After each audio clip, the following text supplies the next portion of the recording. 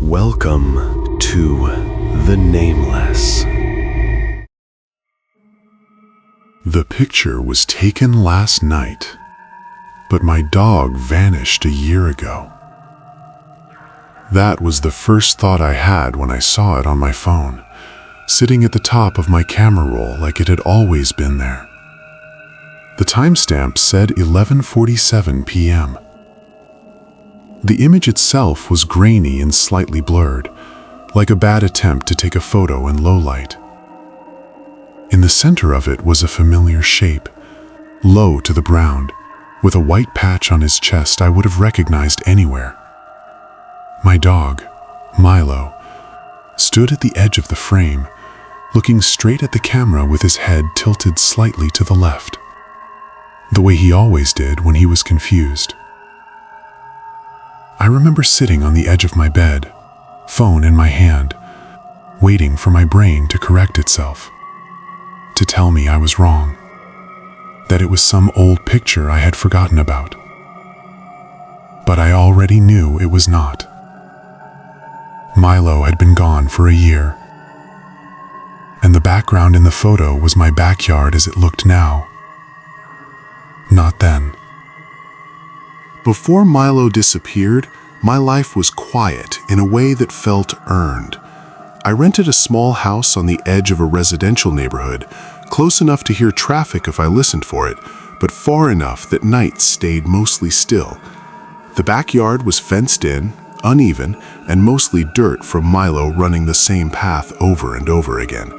He was a mixed breed, something between a terrier and whatever else wandered into the equation, with too much energy for his own good and a habit of sleeping pressed against my legs. I had adopted him from a shelter when he was already a few years old. He came with some issues, mostly separation anxiety, but we worked through them together. He followed me everywhere. If I stood up, he stood up. If I went to the bathroom, he waited outside the door. The house never felt empty with him in it.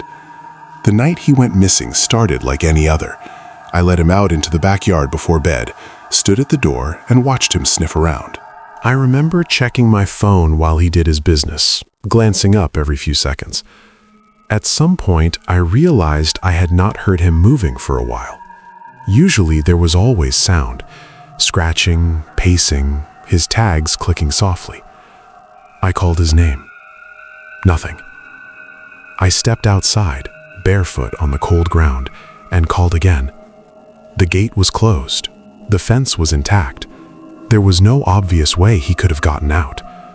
I searched the yard with my phone flashlight, my voice getting louder without me noticing.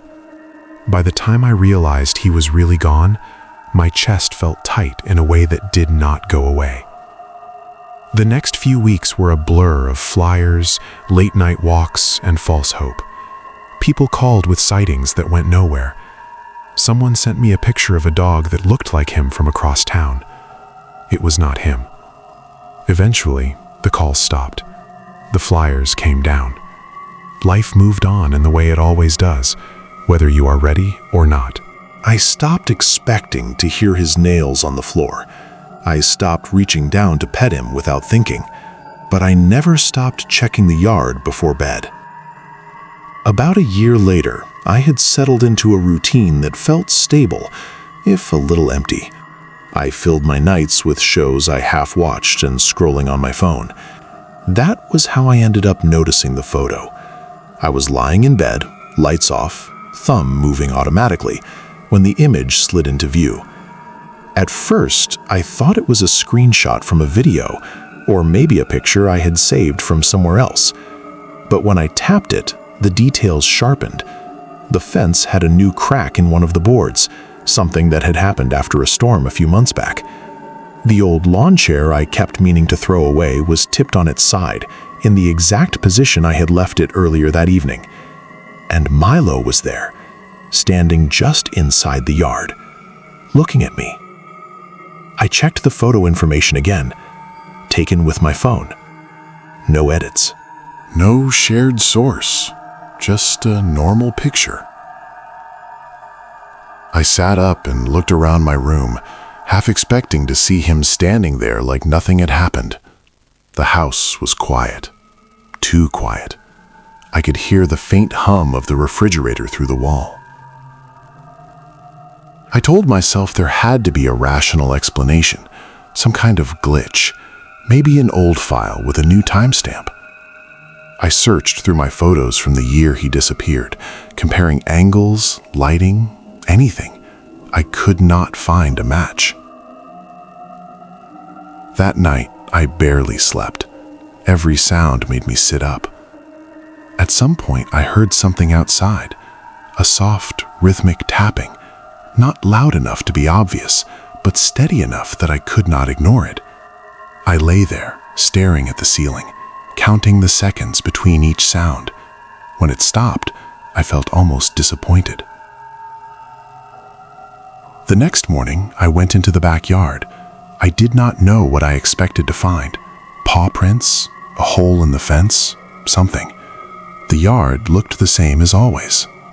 But when I reached the far corner, near where the picture had been taken, I noticed the dirt was disturbed.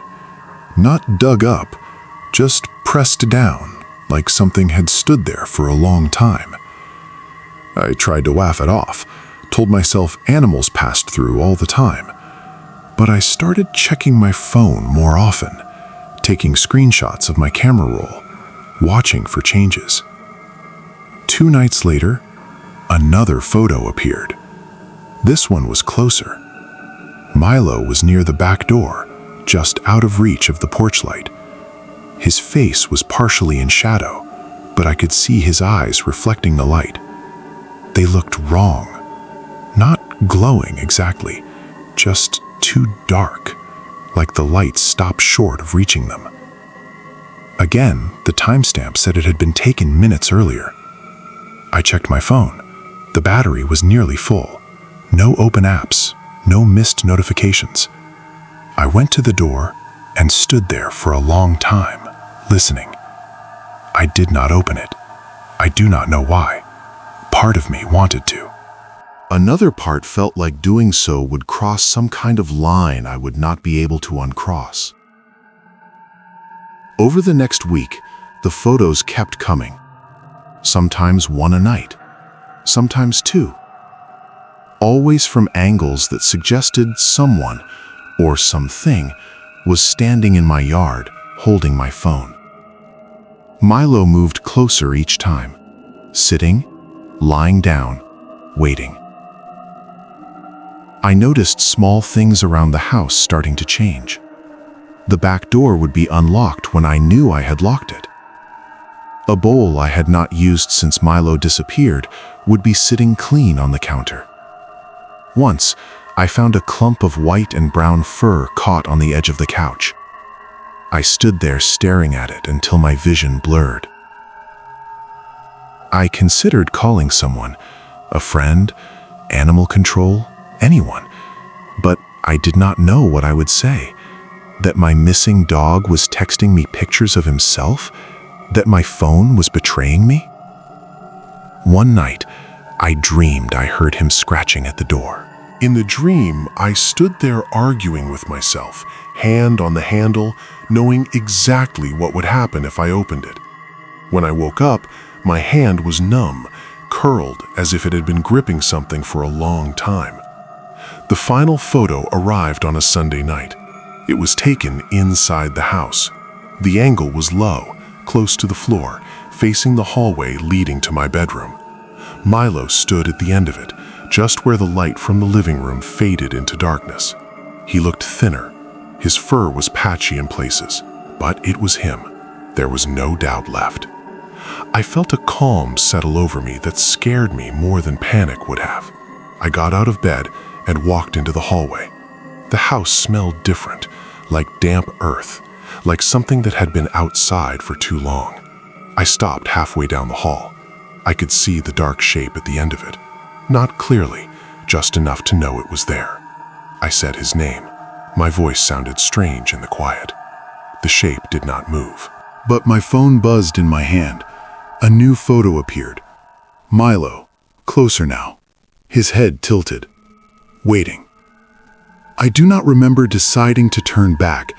I only remember being in my bedroom again, door closed, sitting on the floor with my back against it. The photos stopped after that.